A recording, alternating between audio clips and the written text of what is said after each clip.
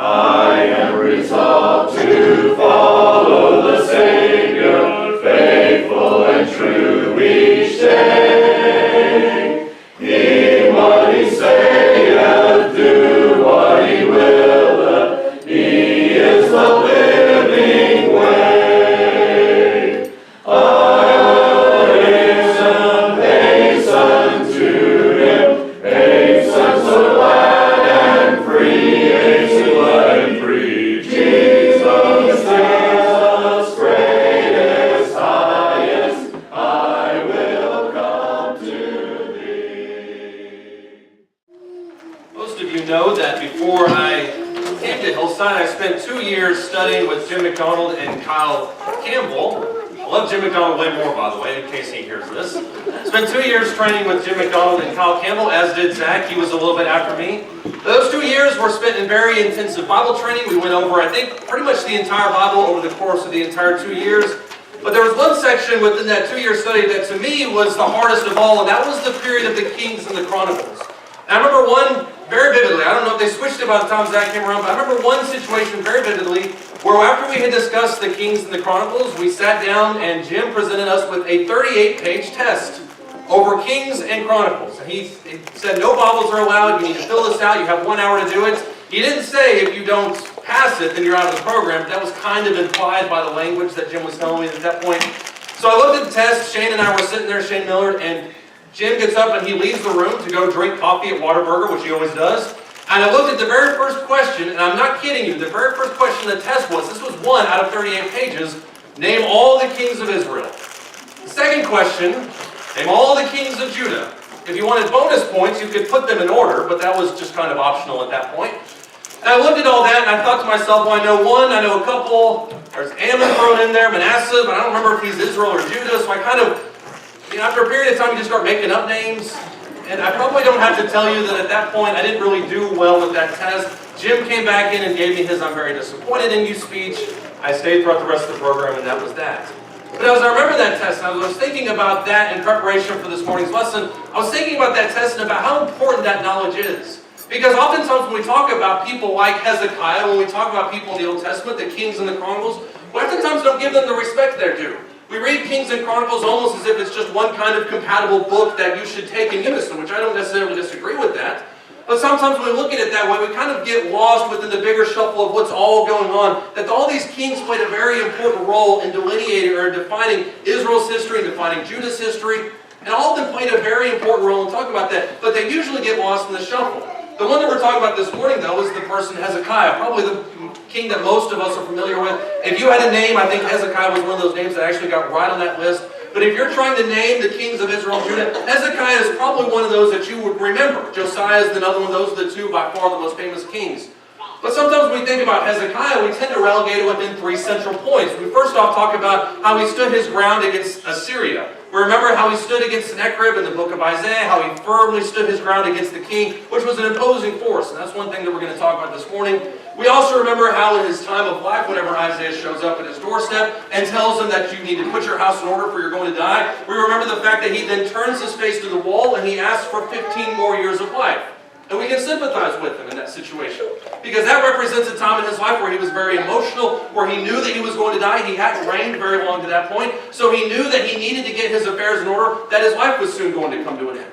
And then if we're really ambitious, we remember, for instance, the fact that he showed all that was in his house. I think Ray Miller did a lesson on this a few years ago, that we remember that Hezekiah showed the Babylonian envoys everything that was in his house. Kind of a glaring misstep in Hezekiah's life, at least in my opinion.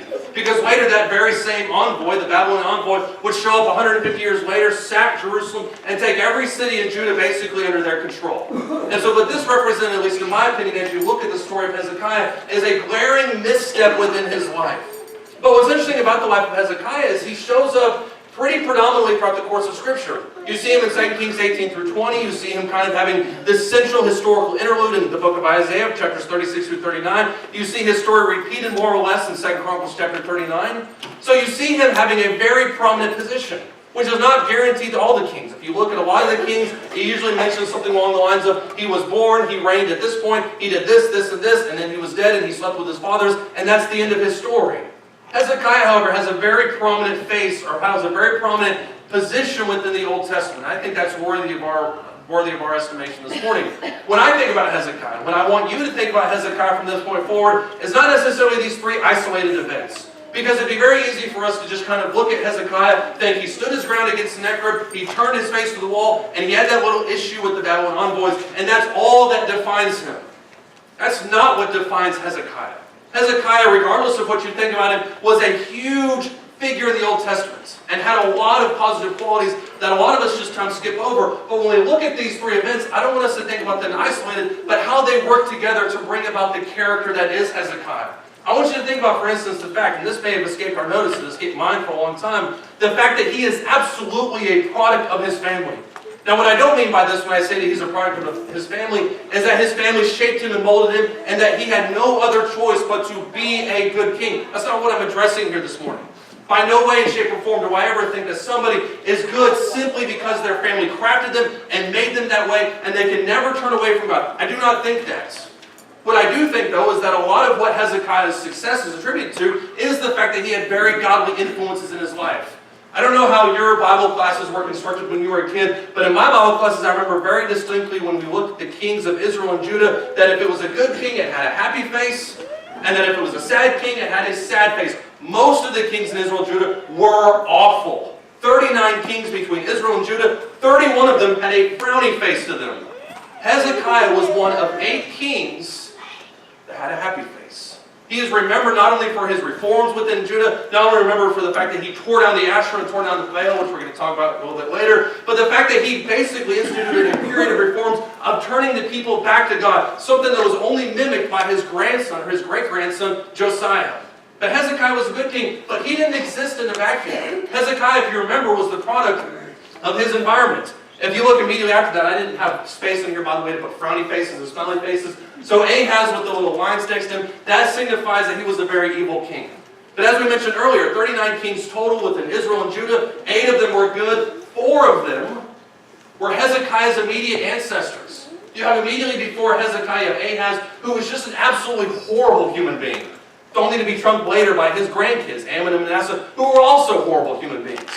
But right before that, what you have immediately in Hezekiah's lineage is Jotham. You have Azariah, you have Amaziah, you have Joash, 4 mountains of faith that show a bright light in a period of time which is otherwise very dark. And the scriptures are not shy about the fact that Ahaz was wicked and evil, but Jotham was not. Jotham was a good person. As you mentioned, if you look in 2 Kings chapter 18, if you look at the very beginning of at least Hezekiah's story, what you notice, at least in my opinion, is the fact that Hezekiah most likely looked at his fathers and saw the influence that they had. Saw Ahaz's life, heard about his grandparents, and put the two together how he was going to live his life. In 2 Kings chapter 18, this is where Hezekiah jumps onto the scene starting here in verse 1. It says, "Now it came about in the 30th year of Hoshea, the son of Elah, king of Israel, that Hezekiah, the son of Ahaz, king of Judah, he became king. He was 25 years old when he became king. He reigned 29 years in Jerusalem. His mother's name was Abi, the daughter of Zechariah. He did right in the sight of the Lord according to all that his father David had done." Verse 4, he removed the high places. He broke down the sacred pillars, cut down the Asherah. He also broke in pieces the bronze serpent that Moses had made. For until those days the sons of Israel burned incense to it. It was called Nehushtan. Verse 5, he trusted in the Lord, the God of Israel, so that after him there was none like him among all the kings of Judah, not even among those who were before him. For he, verse 6, clung to the Lord. He did not depart from following him, but he kept his commandments which the Lord had commanded Moses.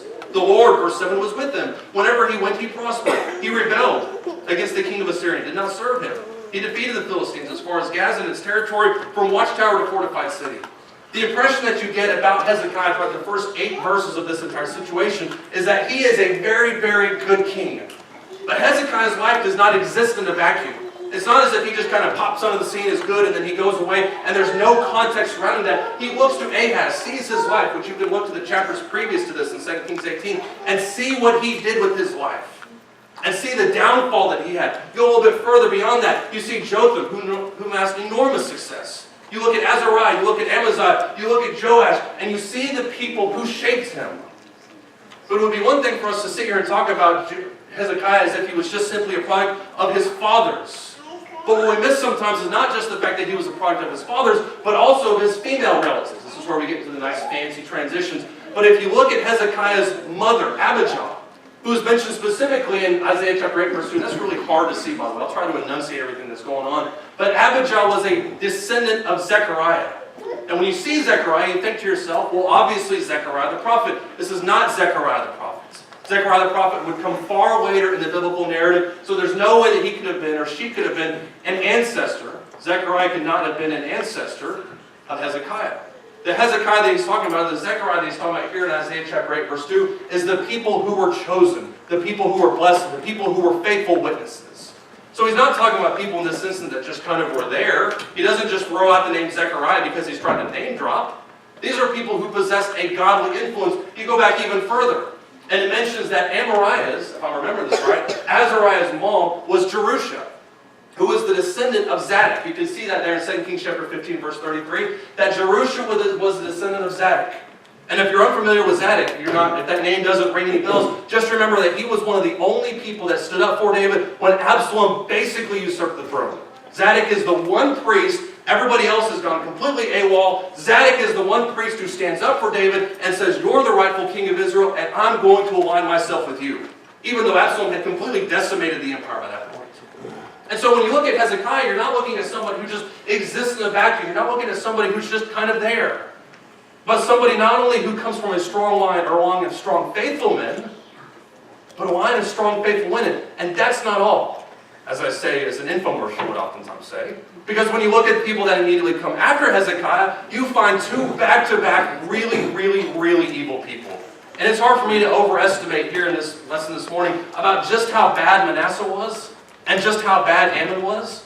But if you look at the history of the kings of Israel and Judah, what you have is you have idol worship, you have people sacrificing to pagan deities, you have children worship or children's sacrifices, all the different things inherent within these evil people. Manasseh shows up on the scene, and it literally just says about them that he was worse than every single other person that's ever come before him. And then his son Ammon shows up on the scene, reigns for 2 years, and he's worse than every other person before him. And so the only things that we really know about Manasseh and Ammon are that they are just incredibly wicked people, which is ironic considering that they came from Hezekiah. But I want you to focus on something very specifically. Keep your finger in 2 Kings 18. Go to 2 Chronicles chapter 33. 2 Chronicles chapter 33. I want you to notice something specifically about this passage. 2 Kings chapter 18.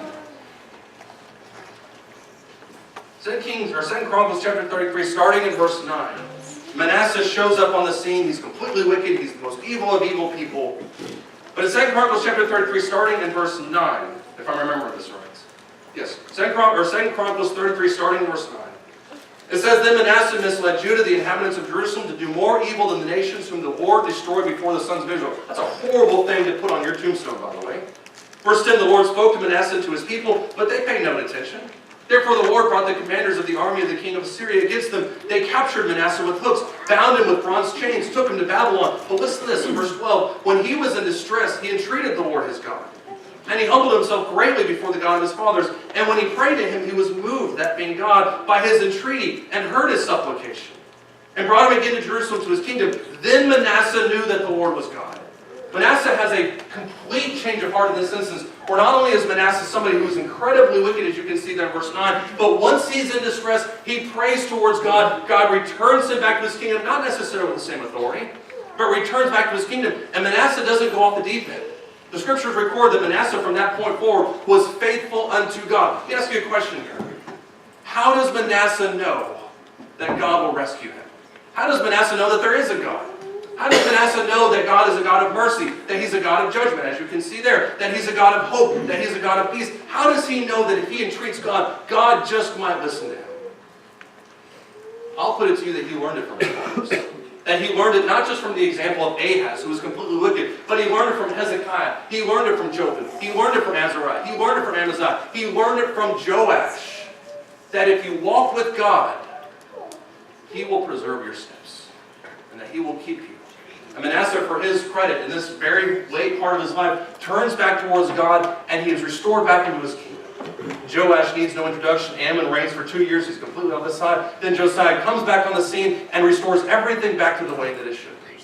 Has these restoration projects that turns the heart of Israel, or turns the heart of Judah back towards God. But the story of Manasseh to me is the biggest testimony outside of Hezekiah's that it matters, ladies and gentlemen, what you teach your children. And I know as I'm sitting here talking, we talked about this a little bit last week, I know as I'm sitting here talking to you about this morning, that there are some people in your life that you feel like are gone from God.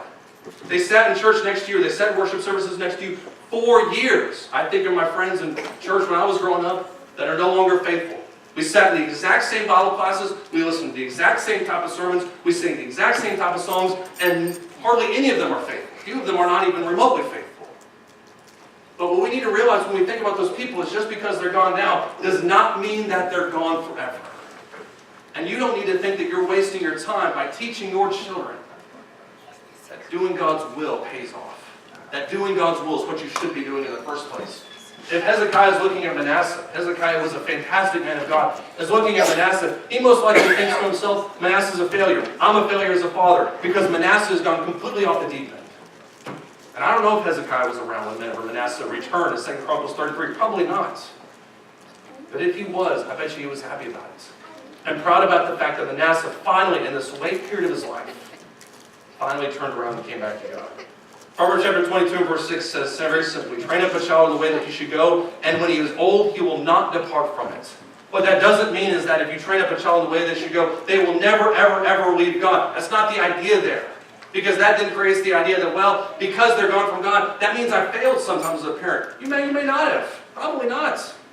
We make our own decisions. As a son, I can tell you, we make our own decisions that are independent of our parents. But let me tell you what will stay with them. It's that training you gave them when they were kids. The fact that you took them to Bible class on Sunday mornings. The fact that you took them to services on Wednesday night. That will stay with them forever. Unless you think that didn't matter at all. You look at the story of Manasseh, and you look at the story of Hezekiah. And more importantly, you look at the story of Joash, who because of his actions most likely created a lineage of people that were faithful to God. There's no accident that 5 of the 8 good kings, or 5 of the 9 good kings, Rachel can correct my math later, immediately appear right after Joash. That's not by accident. It's a result of the things that he taught his kids. And I believe on a deep emotional level that Manasseh's return is at least inspired by part what he saw from his family, by what he saw from his dad. Hezekiah was a man of God, no doubt, but he is absolutely a product of his family. I'll tell you this too, we don't give him nearly enough credit for this. Hezekiah was a fantastic man of courage. If you look at 2 Kings chapter 18, flip back to that. If you look at what's happening in 2 Kings chapter 18, it's hard for us, at least in today's world, to kind of put our mind in that geopolitical landscape. But all we need to know about what's happening in 2 Kings, you can find out here in these next few verses, that the world is in complete upheaval, at least the Jewish world. Because while Judah and Jerusalem are down in the lower part of Israel, or lower part of the country, and they're safe and secure for the most part, the northern part of the country is just completely going bonkers. In 2 Kings chapter 18, starting in verse 9, it says, in the 4th year of King Hezekiah. So Hezekiah is aware of this, keep that in mind. Which is in the 7th year of Hoshea, son of Elah, king of Israel, Shalmaneser, king of Assyria, came up against Samaria and besieged it. Samaria would be one of the principal towns in the nation of Israel. At the end of 3 years, they captured it. In the 6th year of Hezekiah, which was the 9th year of Hoshea, king of Israel, Samaria was captured. Then the king of Syria carried Israel away into exile to Assyria, put them in Holon on the Habor, the river of Gozan, in the cities of the Medes. Verse 12, because they did not obey the voice of the Lord their God, but transgressed his covenant, even all that Moses, the servant of the Lord, commanded, they would neither listen to it nor do it. Make no mistake about it, ladies and gentlemen, the reason Israel was captured was because they did not obey God. But what it mentions here in 2 Kings chapter 18, verses 9 through down to verse 11, is the fact that Hezekiah is aware of what's going on. Hezekiah knows what's happening in the world. As the king of Judah, he is intimately aware of the fact that the other half of the divided kingdom, Israel, is now being carried away by the world empire at that time. And Assyria was not a scrub. If you look at the nation of Assyria at this point, this is a nation that commands most of the known world. Things are happening elsewhere, but at least in modern European history, this is the known world at this time. And everything that these people know is contingent within this one block of time, and Assyria dominates all of it. And Hezekiah is caught, I don't know if you can see that little orange mark down there, but Hezekiah is caught as this little king, or as this king of this little nation known as Judah, that exists between two world empires, Assyria to the north and Egypt to the south. And he possesses an incredibly strategic position between those. You can guess what's going to happen to him next. Assyria has taken over Israel. And you know who Assyria is going to come after next. Because immediately after this, starting in verse 12 of this exact same chapter, starting in verse 13 rather, It says, now in the 14th year of King Hezekiah, Sennacherib, king of Assyria, now we have a new king, came up against all the fortified cities of Judah and seized them. Hezekiah, king of Judah, sent to the king of Assyria, Lachish, saying, I have done wrong. Withdraw from me. Whatever you impose on me, I will bear. Basically saying, give me a tax, give me a tribute, I'll give you whatever you want. Just go away from me. The king of Assyria then required Hezekiah, king of Judah, 300 talents of silver, 30 talents of gold. Doesn't sound a whole lot, or sound like a whole lot. But listen to verse 15. Hezekiah then gave him all the silver which was found in the house of the Lord, and all the treasure of the king's house. And at that time Hezekiah cut off the gold from the doors of the temple of the Lord, the temple that Solomon had built. And from the doorposts which Hezekiah, king of Judah, had overlaid, he then gave it to Assyria.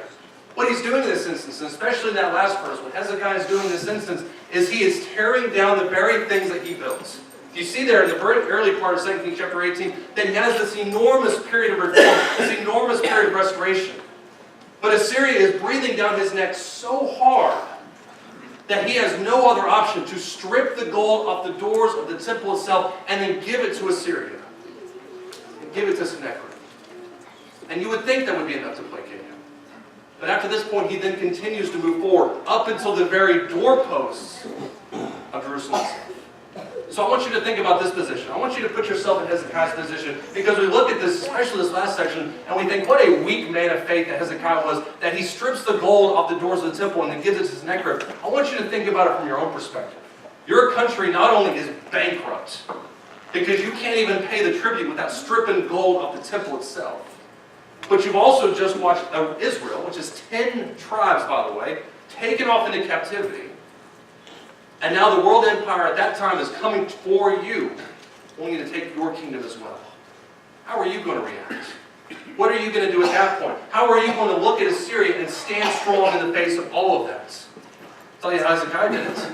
Because if you look at 2 Kings chapter 18, starting verse 19, you see a little bit more of what's happening here. 2 Kings chapter 18, starting in verse 19, Rabshakeh, who is the emissary of the Assyrians, says to them, now say to Hezekiah, thus says the great king, the king of Assyria. This is happening, by the way, at the entrance of Jerusalem. Hezekiah is in full view of this situation. What is this confidence, Rabshakeh says, the Assyrian says, that you have? You say, but they're only empty words. I have counsel and strength for the war. Now on whom do you rely that you have rebelled against me? Now behold, you rely on the staff of this crushed reed, even on Egypt, on which if a man leans, it will go into his hand and pierce it. That's a great mental image right there.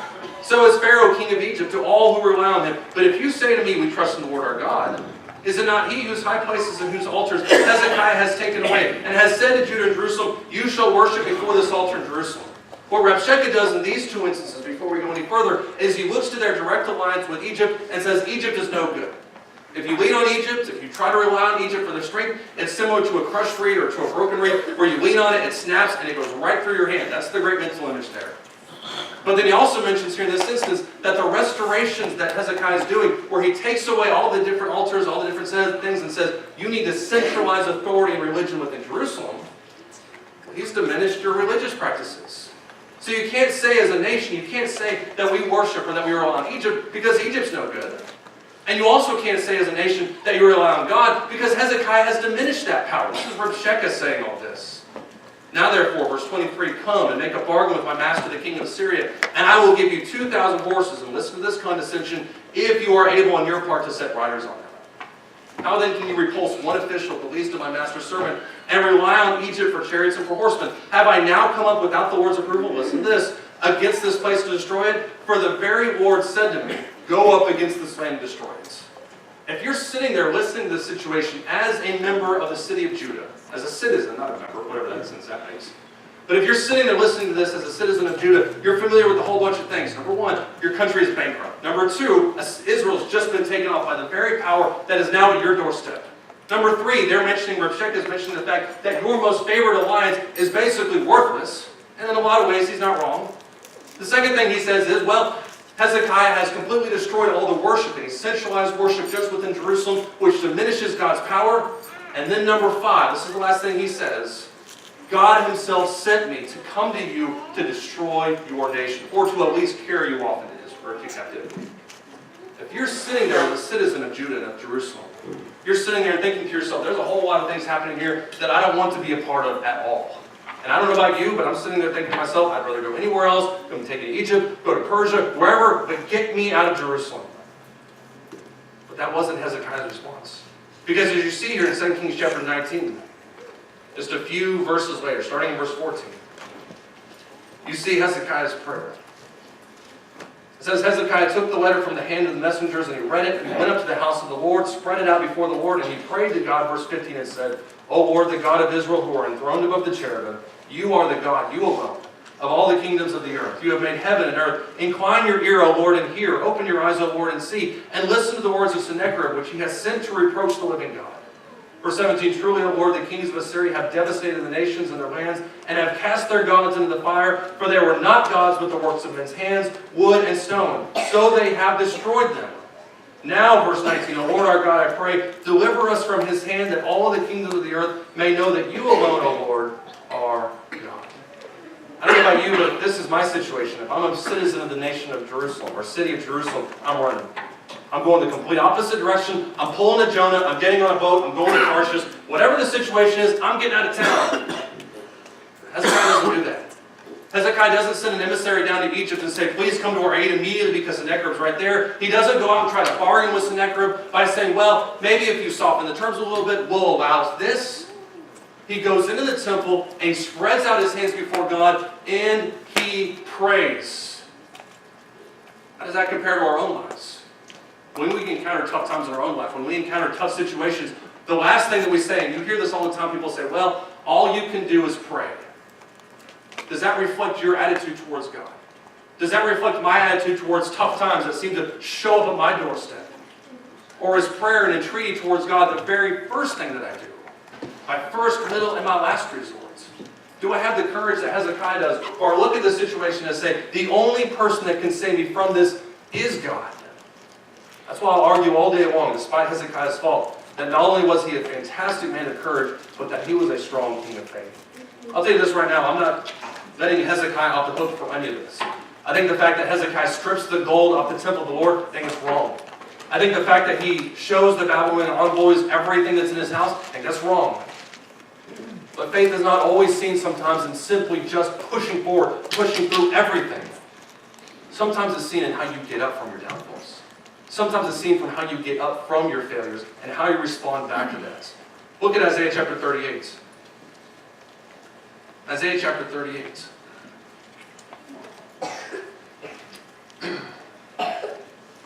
Isaiah chapter 38, starting in verse 1. This is one of the stories that we're very familiar with. Isaiah chapter 38, starting in verse 1. It says, in those days Hezekiah became mortally ill. And Isaiah the prophet, the son of Amos, came to him and said to him, thus says the Lord, set your house in order, for you shall die and you shall not live. Hezekiah then turned his face to the wall and prayed to the Lord and said, remember now, O Lord, I beseech you, how I have walked before you in truth and with a whole heart, and have done what is good in your sight. I believe Hezekiah when he says that. Hezekiah weeps bitterly. Verse 4, the word of the Lord came to Isaiah, saying, while he's still within the house, that's something 2 Kings brings up, go and say to Hezekiah, thus says the Lord, the God of your father David, I have heard your prayer, I have seen your tears, behold, I will add now 15 years to your life. I will deliver you in the city from the hand of the king of Assyria, and I will defend this city. God answers his prayer, not because Hezekiah is sinful, but because Hezekiah is a man of faith that treats God to ask for this one favor, and God grants it for him. God hears his prayer. God listens to his prayer, and God answers his prayer. Jump down to verse 15 of this same chapter. Isaiah chapter 38, starting in verse 15. Listen to the prayer now that Hezekiah finishes this section. Isaiah chapter 38, starting in verse 15, he says, what shall I say? This is Hezekiah praying back towards God.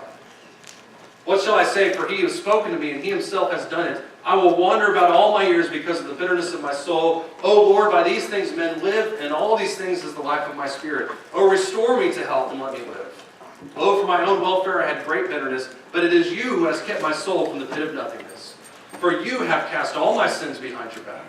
For Sheol cannot thank you, death cannot praise you. For those who go down to the pit cannot hope for your faithfulness, but it is the living who gives thanks to you, as I do today.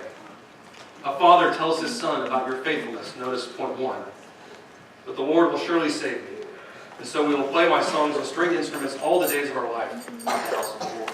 Hezekiah was not faultless. He was not perfect by any stretch of the imagination. But when times got tough, And when Hezekiah needed to rely on somebody, he turned towards God.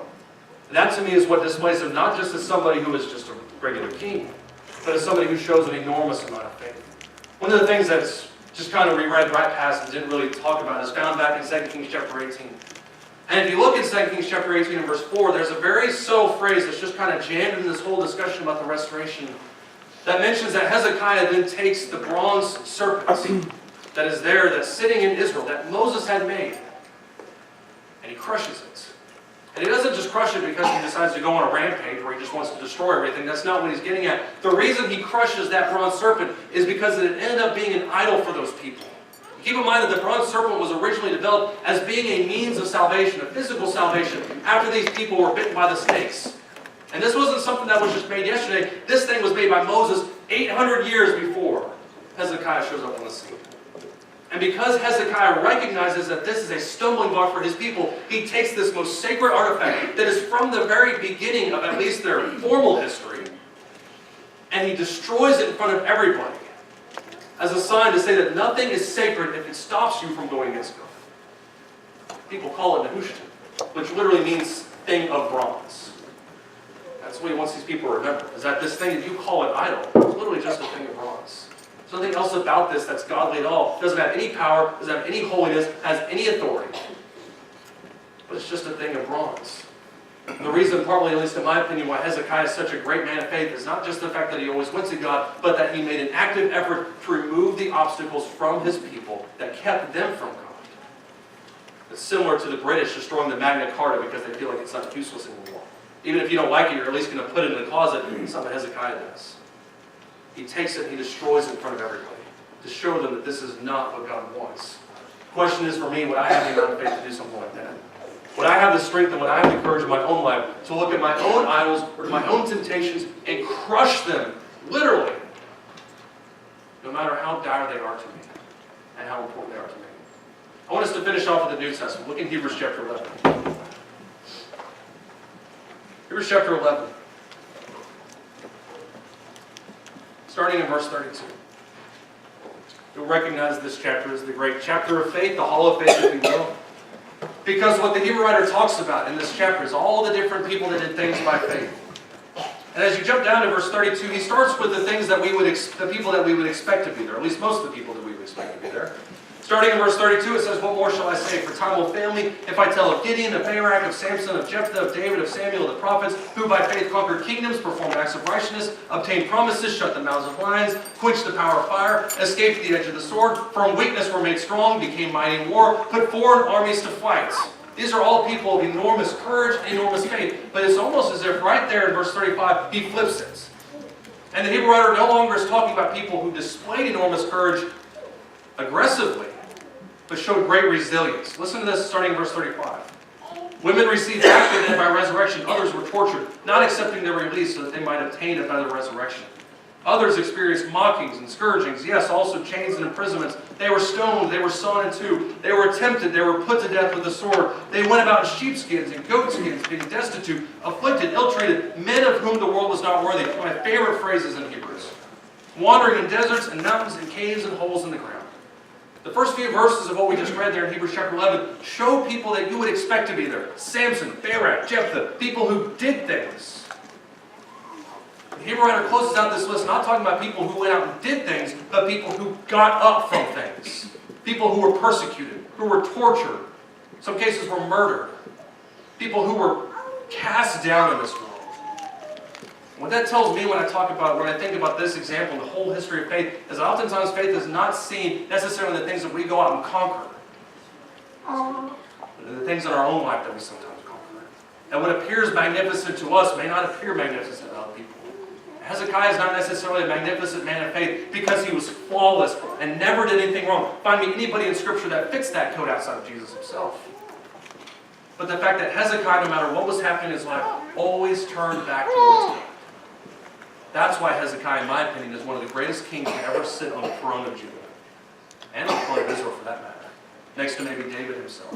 Because he always put his heart and his trust and his hope in God, no matter how many times he got knocked down. And no matter how many times he fell down. If that describes you this morning, I may be talking to somebody this morning who is suffering through an unimaginable tragedy. Somebody who is persevering through things that nobody else knows about, and you're sitting here thinking to yourself, my life cannot get any worse. I have depression upon depression, persecution upon persecution, trial upon trial is what I was searching for. But I'm going to get up one more day. I'm going to get up one more time and push forward towards God. And if that describes you, then I would encourage you to keep on pushing. Keep looking towards God. Keep putting your trust and your hope in Him. And He will reward you with that eternal home in Him if we are found faithful and obedient to Him. If we can help you with that in any way, won't you come? Please stand. I am resolved to follow the Savior, faithful and true each day.